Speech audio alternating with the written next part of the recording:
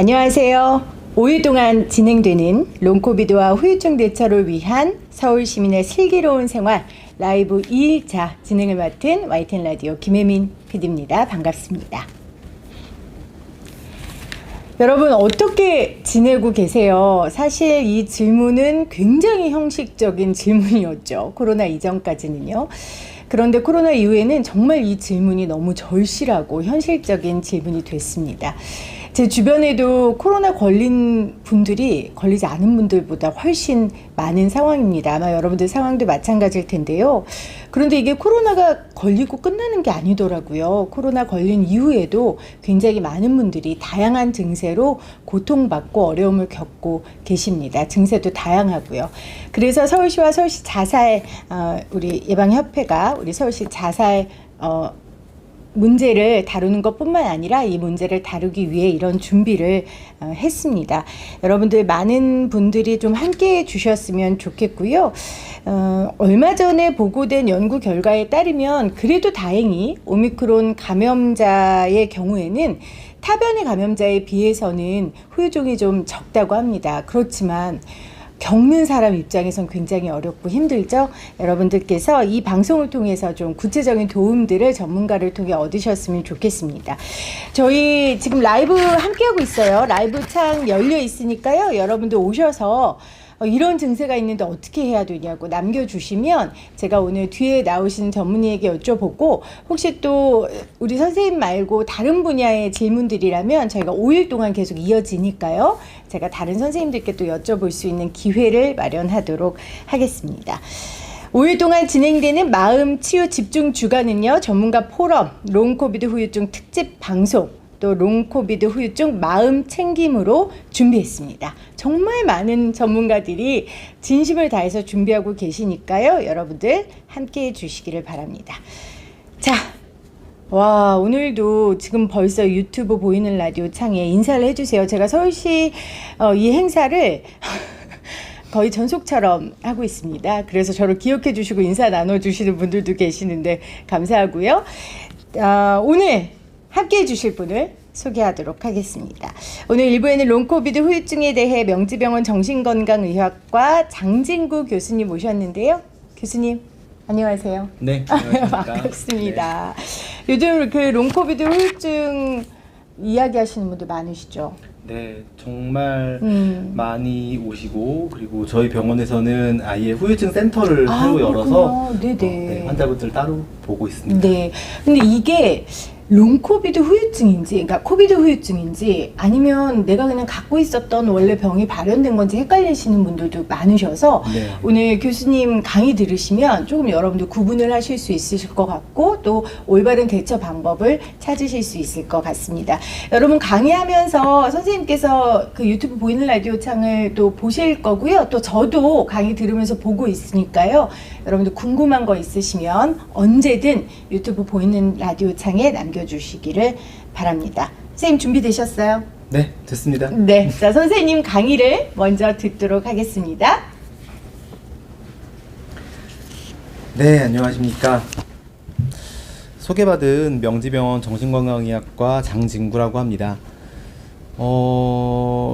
좀 어떻게 이야기를 드리면 좋을까라고 제가 며칠 전부터 고민을 좀 많이 했었는데 코로나라는 질병을 저도 학생 때 배운 질병이 아니고 저도 전공의 때 배운 질병도 아니고 최신의 지견들을 계속 이렇게 공부하면서 그리고 환자분들의 경험을 들으면서 제 임상 경험과 그리고 이야기하듯이 좀 풀어나가는 것이 여러분들이 이해에 좀 도움이 될 것 같아서 우리가 처음 겪어보는 이런 코로나19 그 후유증이 어떤 식으로 나타날 수 있는지 그리고 우리가 어떻게 좀 접근해 보면 될지에 대해서 이야기해 보려고 합니다. 질문 있으시면 언제든지 물어봐 주셔도 되고요. 일단 좀 신뢰도 있게 말씀드리자면 제가 근무하고 있는 명지병원은 코로나 환자를 진료하는 데 굉장히 특화되어 있는 병원이었습니다. 저희가 2020년 3월에 우리나라에 제1번 코로나 환자가 이제 발생했을 때 그때부터 코로나 그 입원 전담병동을 만들어서 치료를 해왔었고요. 그 이후에도 가장 먼저 코로나 후유증 클리닉을 개설해서 현재로서도 뭐 한 달에도 수천 명 이상의 환자분들이 코로나 후유증 상담을 위해서 그리고 치료와 증상 조절을 위해서 병원에 내원하고 계십니다. 호흡기내과도 많이 가시고 정신과도 많이 오시고 여러 가지 오시고 있어서 여러분들이 오늘 강의를 들으시고 혹시 내가 코로나 후유증이 아닐까 그리고 좀 비특이적인 증상으로 힘들어하고 계신다면 방문하셔서 상담을 해보시면 도움이 될 거라고 생각합니다. 아까 처음에 PD님께서 말씀하셨던 주제부터 잠깐 말씀드리면 저는 여러분들 다 코로나 걸리셨는 분들이 많으시겠지만 제가 코로나를 마지막에 걸렸습니다. 제가 안 걸리고 넘어가는 줄 알았는데 5월에 이제 코로나를 어린이날부터 걸리기 시작해서 격리를 했었는데요. 처음에는 코로나 후유증 저도 이제 환자분들 많이 오셨을 때 이거 후유증인지 원래 내가 가지고 있던 질환이 나타나는 건지에 대해서 헷갈릴 거라고 생각했는데 걸리고 보니까 알겠더라고요. 걸려본 분들은 좀 느끼시는 게 있을 겁니다. 다르구나. 내가 한 달 전과 다른데? 라는 느낌을 저도 확실히 느낄 수 있고 이것이 그냥 뭐 시간 지나면 좋아질 거지 뭐 라고 생각하기에는 걱정이 좀 많이 되는 질환일 수 있다 라는 생각을 좀 하게 됐습니다. 두 가지에서 한번 여러분들이 증상을 구분하실 필요가 있어서 오늘 이 자리가 굉장히 중요한 자리라고 제가 또 생각하는 이유는 저희가 한국에 코로나가 급속도로 퍼지기 시작한 게 오미크론 변이가 들어오고 나서부터인데요. 오미크론 변이가 2월 중순부터 들어오기 시작했습니다. 그래서 3월 한 달 동안 저희가 하루에 뭐 10만 명이 감염됐다, 뭐 넘었다라고 하는 피크를 한번 경험을 했었는데요. 그 이후부터 3개월, 지금까지의 시점이 아급성기 코로나 증상이라고 전문가들이 구분을 하고요. 그게 넘어가면 3개월 이후부터는 저희가 롱코비드, 코로나 후유증, 장기 후유증이라고 이야기를 합니다. 이건 사실 좀 편의상 나눈 거긴 한데요. 그래도 이제 전 세계적으로 사람들이 얘기를 할 때 코로나로 인한 증상이 처음에는 3개월 동안에는 아급성기 증상들이 나타날 수 있다가 3개월이 넘어가면서부터는 후유증이 정말 나타날 수 있나 보다. 아마 지금부터 증상이 시작되는 분들은 아마 후유증 증상일 수 있다라는 생각을 하실 필요가 있다라는 겁니다. 코로나를 걸려져 보신 분들이 저희가 처음에 2020년부터도 많이 나왔었습니다. 이 얘기가 여러분들이 감기도 걸리고 독감도 걸리고 뭐 어린아이들은 뭐 여러 가지 상기도 감염들 많이 걸리잖아요. 근데 이런 상기도 감염들 걸리는 것과 코로나는 근본적으로 다르다라고 이야기를 할 때 급성기 증상에서 다르다고 하는 것이 있습니다. 그것이 바로 후각저하인데요. 정말 신기하게 저도 냄새가 한 2주 동안 안 나더라고요. 한 10일 정도 안 나고 점차 좋아지고 미각 떨어지는 경험을 했었는데 아마 이런 경험을 여러분들이 그냥 일상생활을 살아오시면서 처음 해보시는 경험이셨을 겁니다. 그래서 후각이라는 것의 중요성이 굉장히 부각되고 코로나 하면은 코, 후각 이것이 굉장히 좀 이슈화된 적이 있었는데요. 이게 첫 번째 특징이라고 할 수 있고요. 근데 저야 한 2주 정도 지나고 나서 이 후각 저하가 좋아졌지만 상당수의 분들, 상당수까지는 아니지만 좀 꽤 있는 분들께서 후각 저하가 상당 기간 유지된다. 내가 냄새가 나긴 하지만 이전만큼 나진 않아. 내가 맛을 느끼긴 하는데 이전만큼 느껴지진 않아. 라고 이야기하시는 분들이 좀 있는 것 같습니다. 또 코로나 걸리신 분들의 특징이 이제 피로감입니다. 자주 피곤해. 나 진짜 왜 이렇게 피곤하지?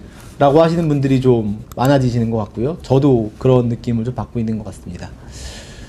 그리고 세 번째 말씀하시는 분들은 이제 기억력 저하인데요. 이 기억력 저하는 이 기억력이라는 게 저희가 정신과나 아니면 어떤 센터들을 가시면 인지기능이라고 얘기를 하는데요.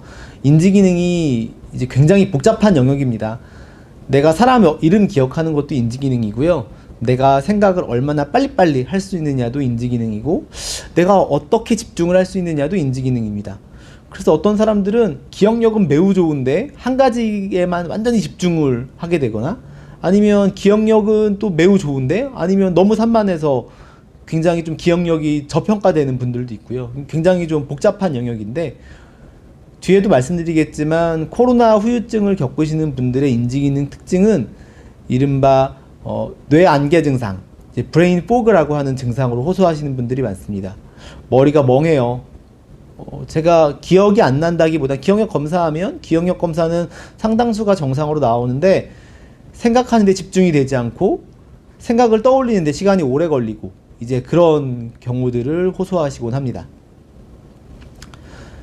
이제 과학자들이 처음 보는 질환이니까 이제 온갖 방법을 동원해서 이 특징적인 증상들을 모아서 코로나 바이러스의 특징, 도대체 왜 냄새가 안 나게 되고 왜 사람들이 피곤해지고 왜 기억력이 떨어지는가, 왜 집중력이 떨어지는가를 이야기를 할 때 가장 중요시되게 생각되는 아이디어 하나가 이거 다 뇌랑 연관된 거 아니야? 혹시 코로나가 그냥 단순히 상기도 감염이 아니라 우리 뇌에 어떤 영향을 미치는 것이 아닐까?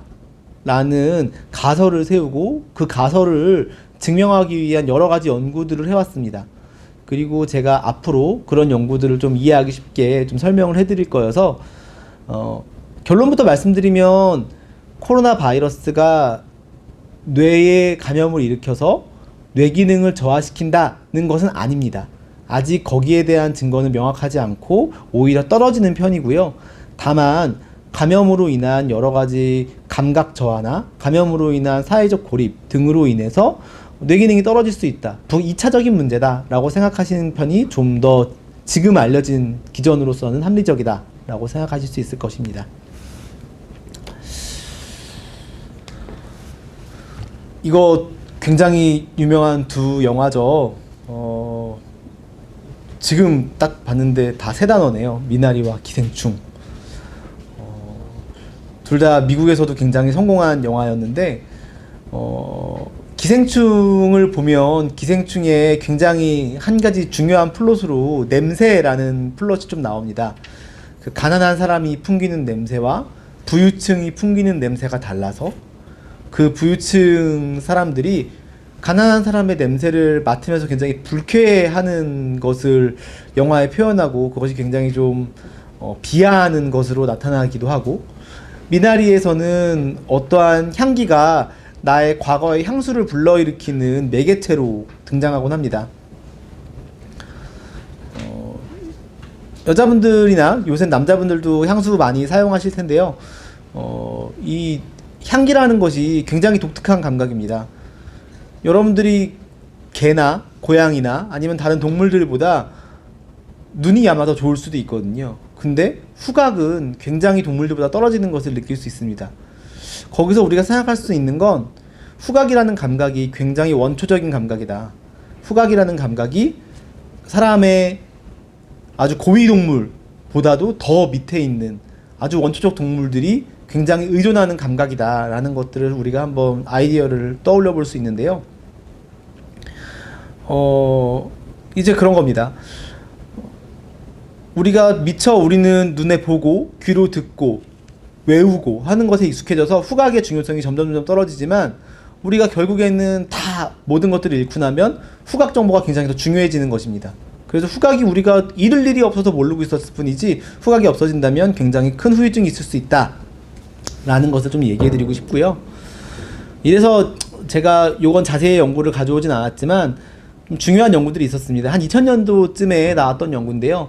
뭐 미국에 있는 굉장히 유명한 과학자가 인지신경 과학자라는 이제 레이첼 헤르츠라는 사람이 실험을 한 바가 있습니다. 사람한테 어떤 사진만 보여주는 사람, 그리고 사진을 보여주면서 어떠한 향기를 맡게 해주는 연구를 같이 한 겁니다. 그러면 내가 사진을 볼 때 기억했던 것들을 얼마나 기억할 수 있을까를 나중에 다시 그 기억을 회상하도록 할 때 향기를 싹 뿌려주면 향기를 맡았던 분들은 향기와 연관된 기억을 굉장히 잘 기억하더라 라는 연구 결과가 발표돼서 굉장히 좀 반향을 일으킨 적이 있었습니다. 여기서 뭐 이것이 아주 대규모의 연구로 된 것은 아니지만 그래서 이 연구를 착안해서 잠자고 있는 사람에게 어떤 장미 향기를 맡게 해주면 다음날에 기억력이 좋아진다 라는 연구들도 나와 있는 바가 있고, 하지만 어쨌든 이렇게 향기라는 것이, 후각이라는 것이 인간의 뇌 기능과 밀접하게 연관이 되어 있다라는 연구들은 이런 코로나 이전부터도 많이 나와 있었습니다.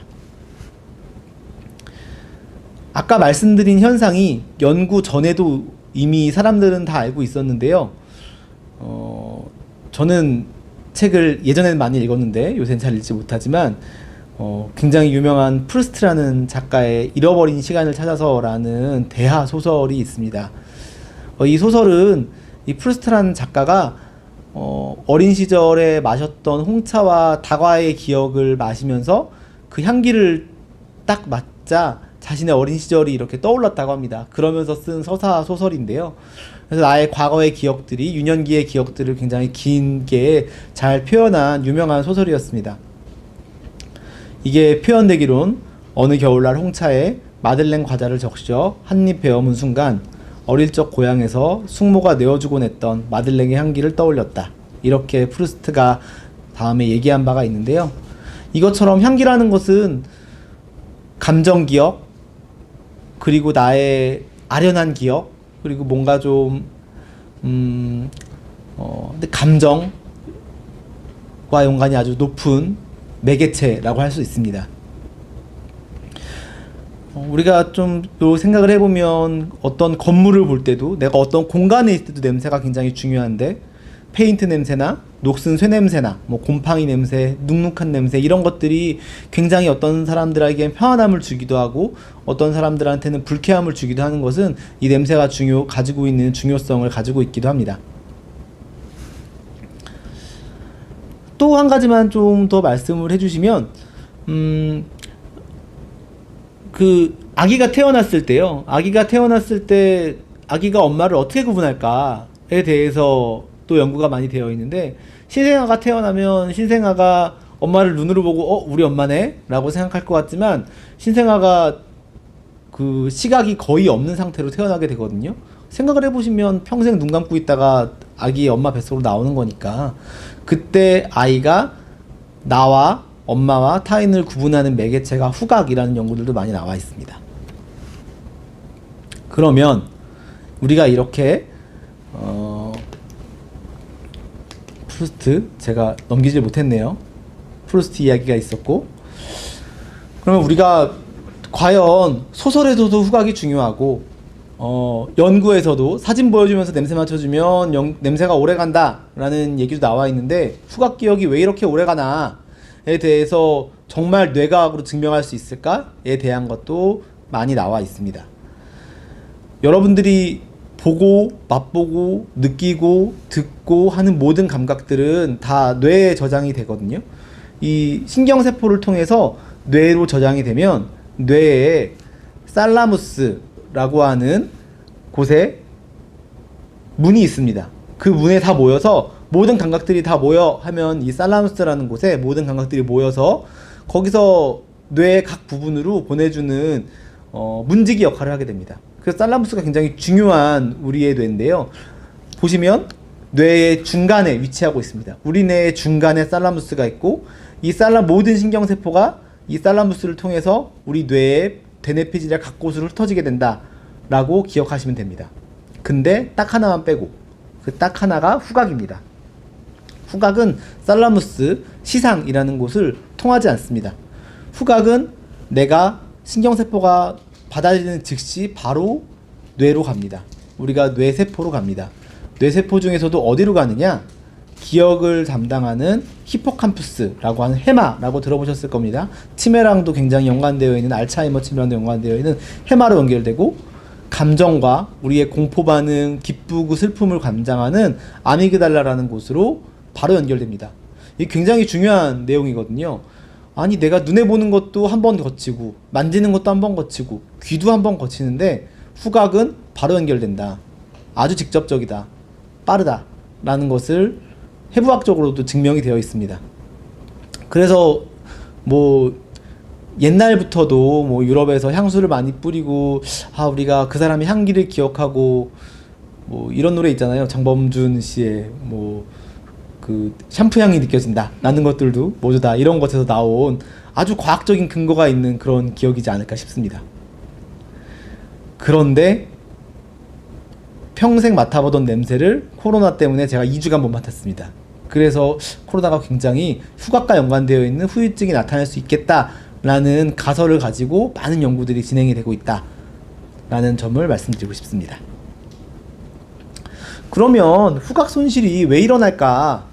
도대체 이거 왜 이러는 거야? 라고 나오면 제일 무서운 건 야, 후각신경에 코로나 바이러스가 침투해서 후각신경을 죽여버리나 보다. 그러면 후각신경은 뇌에 바로 연결되어 있다 그랬는데 그러면 뇌 손상도 있는 거 아니야? 그러면 이거 뇌염 아니야? 라는 공포심이 처음에 좀 나왔었습니다. 그래서 코로나 처음에 막 코로나가 2020년에 나왔을 때는 뇌기능과 코로나에 관한 연구들이 굉장히 많이 나왔었습니다.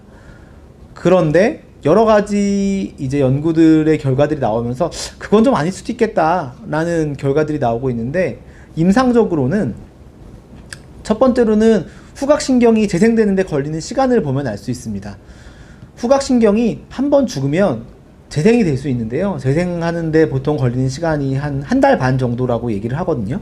한 달 반 정도라고 얘기를 하니까 근데 저도 코로나 후유증에서 해결되는데 한 2주가 지금 채 걸리지 않았거든요. 그걸 생각해보면 물론 장기적으로 후각 손상을 입으시는 분들도 있긴 하지만 상당수의 후각 저하를 익히시는 분들은 후각신경 문제가 아닐 수도 있겠다라는 것이 임상적으로 좀 의문이 제기가 되기 시작했습니다. 너무 빨리 회복된다 이 뜻이죠. 그리고 이거는 뭐 셀이라는 굉장히 이제 저명한 의학 잡지에 가장 최근에 나타난 연구인데 코로나로 죽은 사람들의 뇌를 분석해서 코로나로 죽은 사람들의 뇌의 후각을 감당하는 곳이 줄어들어 있나라는 것을 봤는데 줄어들어 있긴 하지만 거기에 바이러스에 감염되어 있다는 증거는 없었다라는 얘기가 또 아주 적은 엔수지만 나오기도 했습니다. 아니 그러면 다행이긴 한데 코로나 걸리면 후각신경이 조금 손상을 입을 수 있을 것 같긴 하지만 이게 뇌 기능에 직접적으로 영향을 미치는 건 아닐 수 있을 것 같긴 한데 왜 냄새가 안 맡아지는 걸까? 라는 얘기가 나왔고 후각신경을 싸고 있는 주변에 염증 반응이 너무 심하게 일어나서 즉 후각신경 주변에 염증 반응이 너무 심해서 주변에 고름이 너무 많이 차서 냄새를 못 맡는 거 아닐까? 그래서 후각신경이 마비되는 거 아닐까? 라는 기전이 두 번째로 나오기 시작했습니다. 첫 번째는 직접, 두 번째는 간접이겠죠. 또 제가 오늘 연구에서 오늘 말씀드릴 좀 가장 중요한 연구 중에 하나인데 네이처라는 잡지에 2022년 3월 2일날 게재된 논문입니다. 이 네이처라는 잡지는 하여튼 뭐 아마 들으셨겠지만 가장 저명한 의학 잡지 중에 하나고요. 의학을 떠나서 자연과학계에서 가장 유명한 잡지 중에 하나입니다. 굉장히 흥미있는 연구를 했습니다. 저희가 코로나가 터지기 전에 이 영국 사람들이 모여서 그냥 정상인들 다 모아서 우리 모두 MRI 찍으세요 라고 얘기하고 우리 모두 인지기능 검사 한번 해봅시다 라고 얘기해서 수천 명의 자료들을 모아놨습니다. 근데 그 이후 1년 있다가 코로나가 터진 겁니다. 그래서 코로나가 터진 다음에 코로나가 터지고 나서 영국에서는 아시다시피 굉장히 코로나가 빨리 터졌잖아요. 2년쯤 있다가 사람들 다 모은 거예요. 3년 전에 우리 검사했던 사람들도 모두 다 모여보세요 라고 얘기를 해서 800명을 모았습니다. 800명한테 당신 코로나 걸렸었어요? 라고 물어보고 걸린 사람, 안 걸린 사람을 구분해서 다시 분석을 해봤습니다. 800명의 자료를 가지고 있는데 1년 있다가 코로나에 걸린 사람과 안 걸린 사람을 다시 모아서 다시 검사를 해봤더니 놀랍게도 코로나에 걸린 사람의 뇌 구조가 변해 있었고 코로나에 걸린 사람의 기억력이 떨어져 있더라. 이 결과가 나와서 이거 진짜 엄청 무서운데 코로나가 이렇게 무섭게 뇌 기능을 떨어뜨리고 뇌 구조까지 변화시킨단 말이야? 라는 연구가 나와서 조선일보에도 나오고 뉴스에도 나오고 굉장히 많은 이제 관심을 불러일으켰었는데요. 그때 좀 제가 이렇게 말씀드리면서 좀 너무 무서운 이야기를 드릴 수도 있지만 더 놀라웠던 사실은 내가 코로나를 가볍게 앓고 간 사람과 심하게 앓고 간 사람들이 있을 거 아닙니까? 그래서 내가 코로나로 입원까지 했다. 아니요, 저 코로나로 그냥 기침만 했는데요? 라고 하시는 분들을 떠나서 기침만 한 사람도 안 걸린 사람보다 떨어졌더라 라는 연구 결과가 나왔었습니다. 물론 이 연구는 한 가지 연구고 많은 이제 반복 연구가 시행돼야 돼서 이것만 가지고 저희가 이제 코로나 걸리셨으면 이제 기억이 떨어지시는 겁니다 라고 얘기할 수는 없다 라는 것을 말씀을 드리고 어쨌든 코로나가 어떤 꼭 호흡기 증상의 심각도와 관련 없이 뇌기능 후유증은 다른 기전으로 나타날 수 있다 라는 가능성을 제시했다 라고 이해하시면 될 것 같습니다.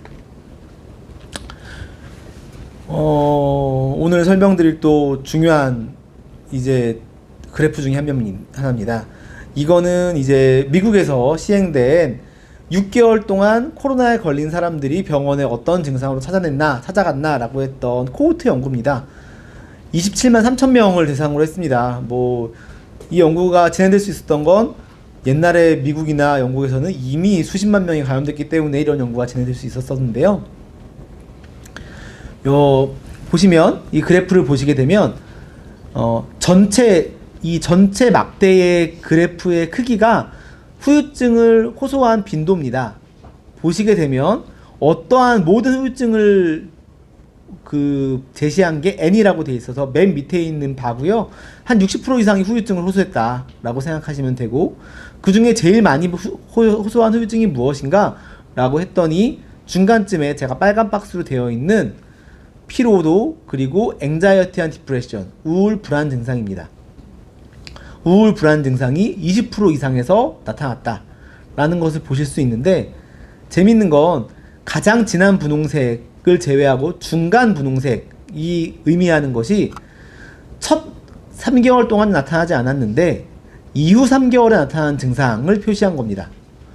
그래서 코로나 후유증을 나타나시는 분들의 상당수가 첫 90일은 증상 없었는데요, 90일 이후부터 우울 불안이 시작됐어요 라고 하시는 분들이 굉장히 많더라 라는 것입니다.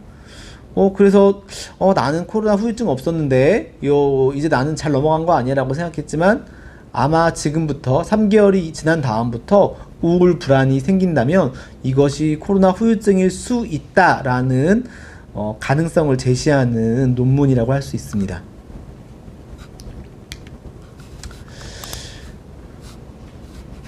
그러면 아까 처음에 시작했을 때, 야, 이거 정말 내가 그냥 피곤해서 걸리는 거 아니야?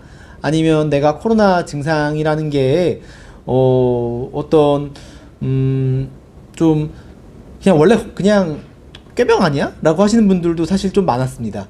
이런 거 아니야? 라고 생각했다면 이걸 증명하기 위해선 내가 다른 바이러스 감염 걸렸던 사람들의 후유증과 한번 비교해 볼게 하는 것도 같이 했습니다. 이것도 굉장히 큰 연구에서만 할 수 있는 건데요. 옛날부터 미국이나 영국이나 우리나라도 있습니다. 많은 사람들은 감염병 환자들의 코호트라고 해서 감염병 환자들의 자료를 다 수집하고 있습니다. 다 환자 동의를 받고 이제 50대마다 저희한테 자료 좀 주세요, 저희가 연구할 수 있도록 하는 것을 코호트라고 하는데, 옛날에 독감에 걸린 사람들의 코호트를 모은 것과 코로나에 걸린 사람의 코호트를 모으는 것을 비교를 했습니다. 그러면 과연 내가 독감 걸린 사람들의 코호트에서 나타나는 증상 빈도와 코로나에서 걸린 사람들이 나타나는 증상 빈도가 차이가 있을까? 위에 보시면 빨간 그래프가 빨간 선이 코로나에 걸린 사람들의 후유증이고 파란 선이 독감에 걸린 사람들의 후유증인데, 가로축은 시간입니다. 모든 시간에 걸쳐서 코로나에 걸린 사람들의 후유증 호소가 많다. 얼마나 많냐? 1.65배 많다. 60% 이상 많다 라는 겁니다. 그래서 이거 독감이랑 다릅니다. 코로나는 좀 다른 것 같습니다 라는 강력한 증거를 제시한 바가 있습니다. 그러면 롱코비드, 제가 말씀드린 3개월 이후에도 많습니까? 그전 거 말고 3개월 이후에 호소하는 증상도 많습니까? 90일 이후부터 오른쪽에 있는 B 그래프를 보시면 이거 역시 많습니다. 이거 역시 3개월 이후에 호소하는 증상도 인플루엔자, 독감에 비해 많다 라는 연구가 나온 바가 있습니다.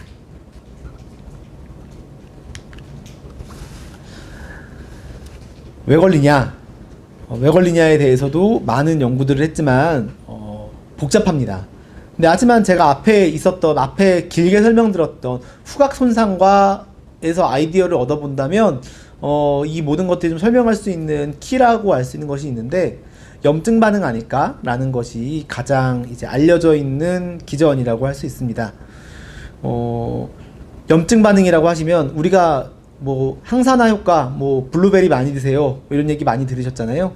그래서 우리 몸은 기본적으로 작은 만성 염증들을 가지고 있는 경우들이 많고, 이것이 고혈압이나 당뇨나 이런 것들과도 굉장히 영향이 많을 수 있는데, 이게 세포로 들어가게 되면 이 세포의 분열이나 세포의 기능을 굉장히 떨어뜨리게 하는 활성산소가 나오게 되고, 이것이 기능이 떨어지게 된다고 합니다.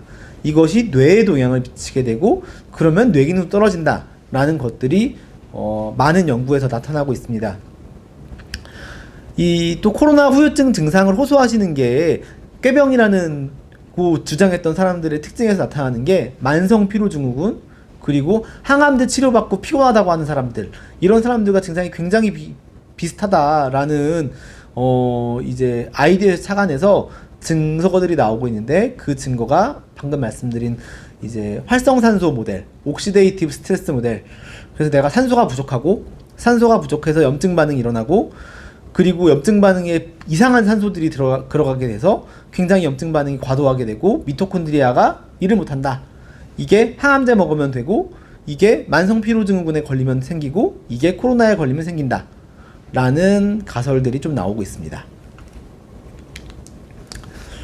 그러면 과연 만성 피로증후군이란 뭔가 라는 게 또 좀 다음 이슈일 텐데요. 이거 미국의 CDC라는 질병예방국에서 만성 피로증후군의 증상 기준을 나타났습니다. 이 중에 한 3-4가지 정도가 있으면 내가 만성 피로증후군을 의심해 볼 수 있겠다 라고 해서 병원 한번 가보세요 라고 하는 건데, 저 조금만 운동해도 피곤해요. 저는 왜 이렇게 피곤하죠? 하루 종일 잠만 와요. 자주 졸려요. 그리고 중요한 게 온몸이 아파요. 근육통이 있습니다.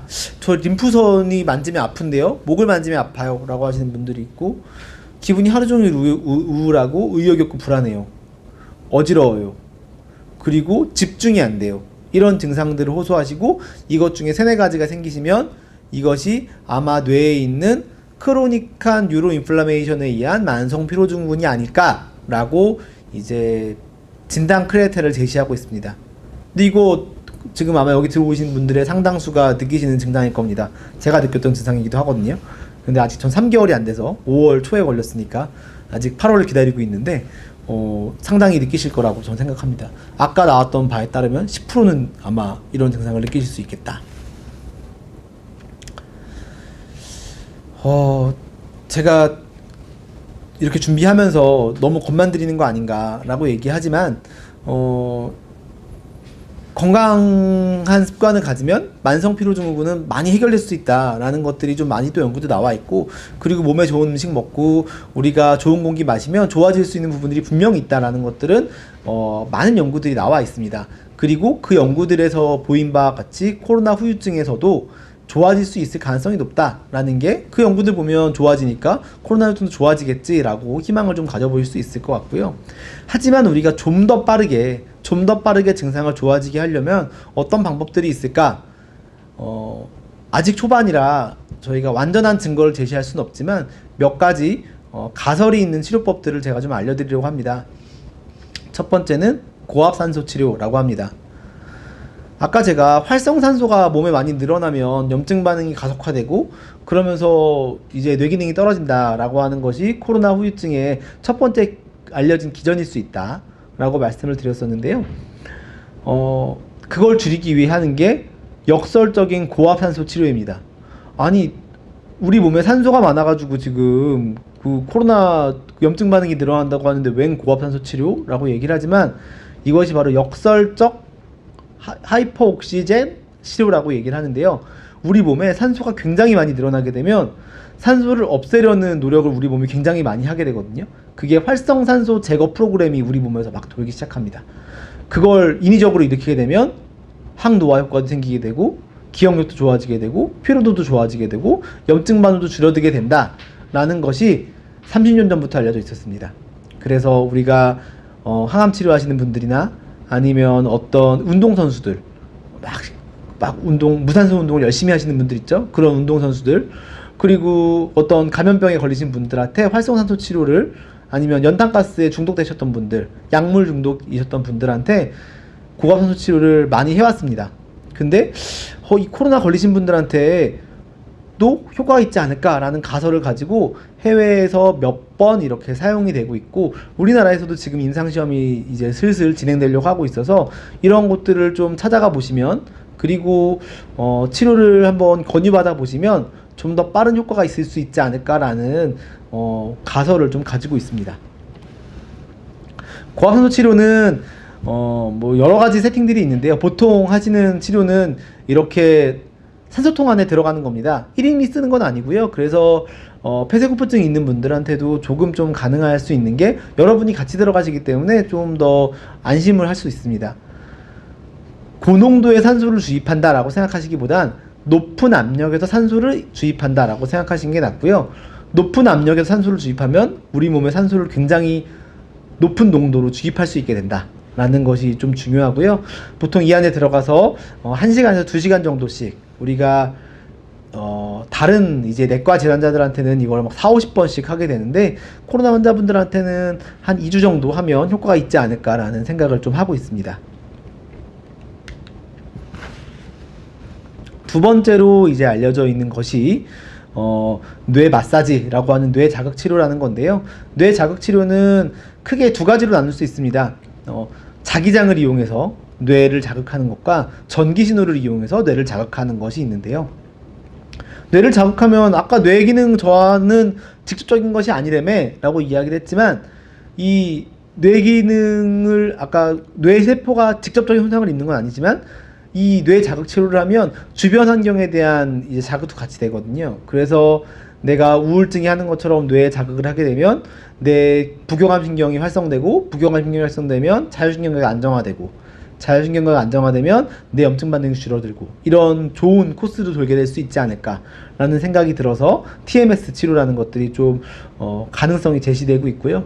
TDCS라는 뇌 직류 저기 자극술이라는 게 있는데요. 이거가 우리나라에 허가받은 지 한 달밖에 되지 않았습니다. 하지만 외국에서는 이미 수년 전부터 쓰고 있었지만 이거는 전기 신호를 주게 되면 뇌 신호를 조금씩 변화시켜서 효과가 있지 않을까라는 연구들이 나와서 이것들을 통해서 뇌혈관에 있는 그리고 우리 뇌 기능의 뇌혈관에 있는 염증 반응이 줄어들 수 있을 것 같다. 사이토카인이 줄어들 수 있을 것 같다. 라는 가설로 활용해보고 있습니다. 저희 명지병원에서도 증상이 심하신 분들을 대상으로 이런 것들을 권유드리고 진행하시고 만족도를 느끼시는 분들도 좀 있습니다. 마지막으로 이제 짧게 여러분들이 혹시 나만 이런 거 아니야? 라고 생각하실까봐 명지병원 그 코로나 클리닉에 찾아오시는 분들을 좀 설명드리려고 합니다. 이거 한 달 전 자료고요. 그 한 달 동안에 더 많은 분들이 오셨습니다. 한 달 동안에 한 1,400명 분 정도 오셨을 때 3월부터 4월 초까지의 자료만 가지고 온 거고요. 여자분들이 한 65%로 좀 더 많으셨고요. 나이대로 보시면 40, 50대들이 좀 많으셨습니다. 60대도 많죠. 70대가 넘으시면 오히려 숫자가 좀 줄어든다라는 것들을 좀 알 수 있고 한창 일을 하시는 분들, 40, 50대 분들이 증상 호소를 하시면서 많이 온다라는 것들을 좀 알 수 있습니다. 보통은 한 가지 증상으로 오시는 게 아니라 한 4-5가지 이상의 증상으로 오시게 되고요. 진료과도 이제 저희 코로나 클리닉에 오시면 그날 뭐 내과, 뭐 호흡기내과, 신경과, 정신과, 이비인후과 등을 돌아다니면서 한 번에 진료를 보실 수 있는 시스템으로 진료를 볼 수 있습니다. 요것도 좀 재밌는 자료인데요. 저희는 3개월 이내에 악읍성 환자들을 봤기 때문에 심폐증상과 전신증상이 굉장히 많았습니다. 하지만 네 번째 보시면 정신신경심리증상이라고 보시는 것이 확진 30일 이후에 굉장히 늘어나는 것을 볼 수 있습니다. 그래서 코로나 걸리신 다음 분때 아마 시간이 지날수록 이러한 호흡기 증상보다 우울, 불안, 피로 때문에 오시는 분이 그리고 내가 그런 증상을 호소할 가능성이 좀 더 많을 수 있겠다라는 얘기를 좀 드리고 싶습니다. 뭐 비슷한 내용이고요. 30일 이후에 오시는 분들 라고 하시면 기억력 저하, 피로, 소화불량, 우울하다, 멍하다, 시력이 저하된다, 피부에 발진난다 이런 분들이 점차 늘어나는 것들을 볼 수 있었다 라는 얘기를 좀 드리고 싶습니다. 요거는 이제 좀 더 그런 자료예요. 좀 더 자세한 자료고 정신과까지 오신 분들, 그래서 정신과 협진까지 오셨던 분들 20명 분만 제가 모시고 왔습니다. 그래서 그 50명 분에게는 저희가 이런 증상 말고 좀 더 자세한 설문조사와 자세한 인지기능 검사를 한 바가 있는데요. 이 빨간색으로 보이시는 표들이 정말 심한 피로감을 느끼시는 분들 20명 중에 한 40% 정도는 정말 심한 피로감을 느끼셨고요. 그리고 80% 정도는 코로나 걸리시는 것 자체가 굉장히 트라우마틱했다. 나 이거 진짜 너무 힘들었어. 코로나 다시 걸리기 쉽지 않아. 라고 경험하시는 분들이 굉장히 많으셨고요. 또 굉장히 재밌는 건 수면도 못 취하시는 분들이 상당히 많았다라는 것들을 제가 20명들을 분석하면서 볼 수 있었습니다. 이거는 이제 마지막에 인지기능 검사까지 같이 했던 건데요. 여기 보면은 CNT라고 되어 있는 것이 Computerized Neurocognitive Test라고 하는 컴퓨터를 이용한 기억력 검사를 하셨다고 보시면 됩니다. 35T라는 건 50점을 만점으로 했을 때 35T는 내가 이제 100명 중에 90등 했다 라는 뜻입니다. 100명 중에 90등 한 거 정도를 못하신 분들, 내가 후유증을 호소하면서 왔는데 진짜 해봤더니 진짜 못했어, 기억력이 이만큼 내가 90등 안에도 못 들었어 라고 하시는 분들을 봤더니 20명 중에 5분이 모든 과제에서, 그러니까 모든 검사에서 다 90등 이하로 점수가 나왔습니다. 그리고 20명 중 8명은 2가지 이상의 과제에서 90등 이하의 결과가 나왔습니다. 근데 그러면 당연히 질문하는 것이, 야, 이거 기억력이 떨어진 게 아니라 내가 피곤해갖고, 피곤해서 못한 거 아니야? 아니면 너 이거 우울해서 못한 거 아니야? 라는 질문이 바로 나올 수 있게 되는데, 재밌는 건 정상 성인들, 모든 성인들의 피로도 점수가 44점이었는데 못하신 분들의 피로 점수는 오히려 38점. 못하신 분들이 피로도는 적었습니다. 피로도는 적은데 기억력은 떨어지는, 인지기능은 떨어지는 이상한 결과가 나와서 뇌기능에 영향을 미칠 수 있다라는 이런 좀 가설이 제시될 수 있었습니다. 네, 제가 마지막에 테이크홈 메시지를 준비했다고 생각했는데 한 가지가 없었네요. 이렇게 나오긴 했는데요. 아직 초반이고 이분들을 대상으로 저희가 3개월 이후에 다시 얼마나 좋아졌는지도 확인해 볼 검사가 있기 때문에 너무 걱정은 하지 마시고 좀 더 치료에 그리고 생활습관 교정에 중점을 두신다면 도움을 받지 않을까라고 생각을 합니다. 이상입니다. 네, 고맙습니다. 아주 쉽고 자세하게 설명해 주셔서 저도 그동안 궁금했던 내용들이 많이 해결됐습니다. 다시 한번 우리 장진구 교수님께 감사를 드리고요. 교수님 잠깐 물 좀 드시고 좀 쉬세요. 너무 열혈 강의를 하셔서. 교수님 쉬시는 동안 또 저희가 여러분들께 좀 안내해 드릴 내용이 있습니다. 그 전에 제가 교수님한테 들은 강의를 조금 요약해 드리면요. 교수님 제가 잘 들었는지 좀 확인을 해주세요. 먼저 여러 가지 이제 기능의 장애가 이제 어려움이 있는데, 먼저 가장 대표적인 건 좀 후각의 문제가 있었던 것 같습니다. 그리고 피곤함, 또 인지 기능까지 좀 다양한 증상들이 코로나 이후에 사람들에게 펼쳐지고 있고요. 하지만 아직까지는 코로나 바이러스가 뇌를 감염시켜서 뇌 기능을 저하시키는 것은 아니라는 거. 아마 감염으로 인한 여러 증상이 2차적 증상일 것이라고 전문가들은 지금까지는 그렇게 예측하고 있습니다. 30일 이전에는 기침 가래라는 좀 공통적인 증상이 많은 것 같고요. 30일 이후에는 좀 기억력 저하나 피로도가 높아지는, 좀 정신적으로 좀 어려움을 겪는 그런 증상들이 또 다양하게 펼쳐지는 것 같은데요. 사실 사람마다 굉장히 경우가 다릅니다. 그래서 여러분들 지금 강의 들으셨고 제가 잠시 후에 교수님하고 질의응답을 나눌 예정이니까요. 유튜브 보이는 라디오 창에 여러분들의 여러 가지 질문들 남겨주시기를 바랍니다. 서울시 자살예방센터와 함께하고 있습니다. 우리 코로나 롱코비드와 또 후유증 대처를 위한 서울시민의 슬기로운 생활, 여러분들 함께하고 계신데요. 서울시 자살예방센터는 또 우리 자살 유족을 위한 자작나무를 운영하고 있습니다. 자작나무는요, 자살 유족, 작은 희망 나눔으로 무르익다의 줄임말입니다. 스스로 세상을 등진 가족을 둔 우리 유족들이 함께 모여서 위로하고 때로는 웃기도 하고 또 함께 울기도 하는 그런 모임입니다. 2008년 우리나라 최초로 시작된 자살 유족 서비스인데요. 자작나무에서 유족을 위한 참 다양한 프로그램들을 준비하고 있더라고요. 이 방송 들으시는 분들 중에 또 꼭 이 자작나무 모임이 필요한 분들이 있을 것 같아서 저희가 영상으로 준비해 봤습니다. 함께 보시죠.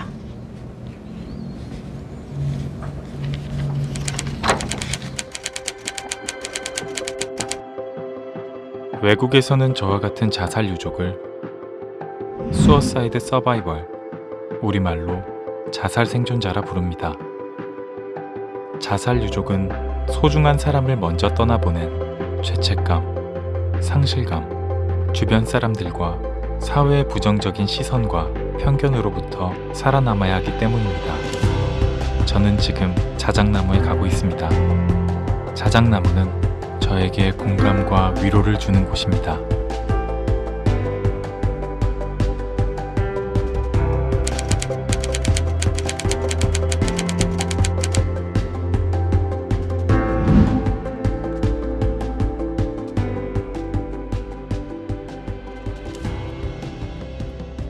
안녕하세요. 자작나무에 참여하고 있는 유족입니다. 문화와 사별 이후 사회적으로 심리적으로 고립된 생활을 하게 되었어요. 그래서인지 시간이 지나도 제 안의 슬픔이 쉽게 해소되지 않더라고요.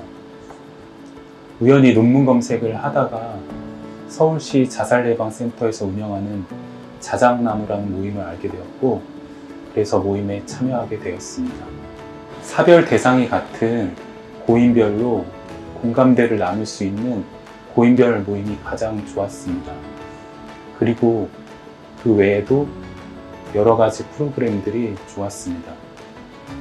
외부로 나가는 활동이나 문화 프로그램 같은 경우 마음의 짐을 내려놓고 잠시 환기할 수 있어서 도움이 많이 되었어요. 2015년 봄에 딸을 떠나보냈어요. 청천벽력 같은 혼돈 속에서 자작나무를 알게 되었어요. 첫 모임을 갔던 그날의 기억이 지금도 생생하네요. 횡설수설 통곡으로 알아듣지도 못할 저의 이야기를 눈물 흘리며 들어주던 동료 유족분들, 선생님들의 따뜻하고도 깊은 배려는 친정처럼 편안했어요. 이후로 자작나무와의 인연을 지금까지 이어오고 있어요. 자작나무가 없었다면 그 고통과 혼돈의 시간을 어찌 견뎠을까요?